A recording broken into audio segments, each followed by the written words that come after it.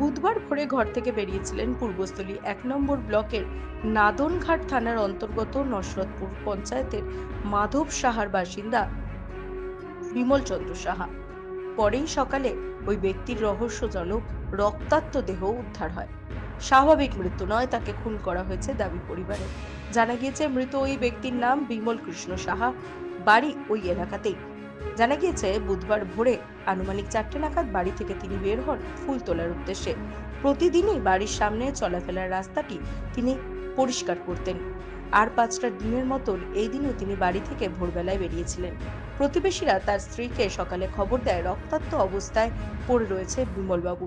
মাথার পেছনে আঘাতের চিহ্ন, পরনে থাকা গামছাও খোলা। মৃত ওই ব্যক্তির স্ত্রীর দাবি বিষয়টি স্বাভাবিক নয়, সঠিক তদন্ত হোক। মৃতের পুত্রবধূ বলেন, আমরা বারণ করতাম বাড়ির সামনের ময়লা পরিষ্কার করতে, কিন্তু উনি শুনতেন না। এরপরেই আজ এই ঘটনা ঘটে। মৃতর পরিবারের লোকেদের দাবি ঘটনাটি খুন।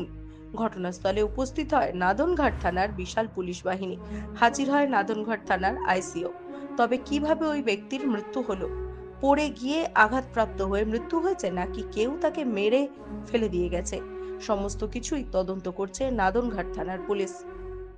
ভোরবেলা উঠে নিয়ে ঠাকুর পুজোর ফুল তুলে নিয়ে উনি ঘরে আসে, এসে নিয়ে উনি আবার গামছা কি ধুতি পরে নিয়ে আবার বাইরে আমার ওই বাড়ির রাস্তার মধ্যে সবাই নোংরা ফেলে, সেই রাস্তা পরিষ্কার করতে গেছে। ওই বাড়ির সামনে নোংরা ফেলে? হ্যাঁ, আমার রাস্তা ঢোকার রাস্তাটা যে ওই রাস্তার মধ্যে নোংরা ফেলে সবাই, সেই নোংরাগুলো পরিষ্কার করতে গেছে।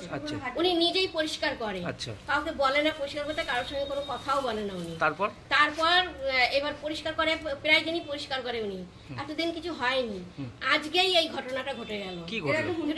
এই ঘটনা ঘটলো যে ওনাকে মার্ডার করা হয়েছে। হ্যাঁ, উনি এইভাবে স্বাভাবিকভাবে মরা না, আমরা দেখে যেটা বুঝলাম। ওনাকে মার্ডার করা হয়েছে? হ্যাঁ, ওনাকে মার্ডার করা হয়েছে। আচ্ছা, আপনি কাউকে সন্দেহ করছেন? আমার সন্দেহ বলতে আমি এখন আইডিয়ায় আছি, যাকে আমি এখন বলবো না, কারণ আমার আগে তদন্ত হোক। আচ্ছা, হ্যাঁ, তদন্ততে কি বলে আমি সেটা দেখবো, তারপরে আমি বলবো। কি চাইছেন এখন? আমি এর বিচার চাইছি। পুরো মার্ডার করেছে। উনি সুস্থ স্বাভাবিক মানুষ, ওনার একটা রোগ ব্যাধি ছিল না যে উনি হট করে মরে যাবে। ওনার কত আশা স্বপ্ন।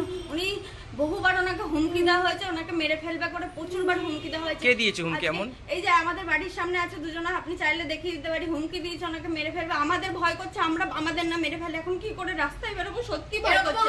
এই কারা হুমকি দিয়েছে? এই পাশের বাড়ি। এই ভয়ে আমি বাবাকে বলতাম, বাবা যেও না, বাবা যেও না, কোন দিন মেরে ফেলবে, তোমাদের এত হুমকি দেয়, বাবা যেও না। এখন আমরা কি করে বাঁচবো, কি করে কি করবো? আমরা আতঙ্কে আছি, আমাদের না মেরে ফেলে। কারণ উনি মরার মানুষ না, উনি এত স্ট্রং, একটা জ্বর হলেও উনি সবসময় সোজা হয়ে দাঁড়িয়ে থাকতো। যারা মেরে দেবো বলেছে নাম বলতে পারবেন? হ্যাঁ, নাম বলতে পারবো। এর আগে ঝগড়ার সময় ওনাকে হুমকি দিয়েছে মেরে ফেলবে। আজকে উনি যে মরে গেছে, মানুষটার পৃথিবীতে নেই, তাও ওই জায়গা সম্পত্তির কথা তুলছে, বলছে ওই জায়গা ওনার না, উনি তো আর নেই, তাও তোদের জায়গা নিয়ে যেতে হবে।